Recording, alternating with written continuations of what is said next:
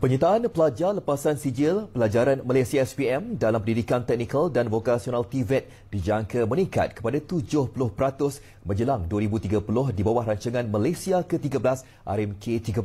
Timbalan Perdana Menteri Datuk Seri Dr. Ahmad Zahid Hamidi berkata, setakat tahun ini seramai 439,000 pelajar telah memilih bidang TVET, peningkatan mendadak daripada 190,000 berbanding 3 tahun lalu. Latihan teknikal dan vokasional keboleh pasarannya di peringkat nasional puratanya ialah 95.1%. Artinya daripada 100 orang yang masuk TVET, 95 orang mendapat pekerjaan. Kadang-kadang sebelum lulus dapat pekerjaan. Itu purata nasional. Bagaimana purata institusi TVET di bawah KKDW? Keboleh pasarannya, keboleh pekerjaannya 98.7%.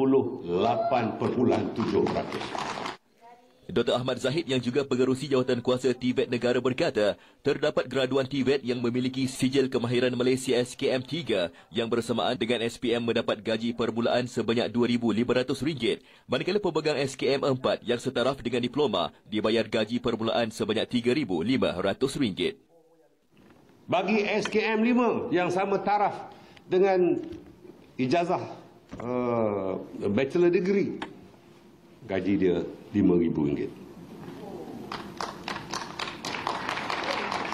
Malah bukan sekadar itu, untuk SKM 7 sama taraf dengan masters dan SKM 8 sama dengan PhD. Artinya, kalau ada di kalangan anggota masyarakat menghina saudara-saudari di sini atau kawan-kawan yang lain, mereka salah perkiraan.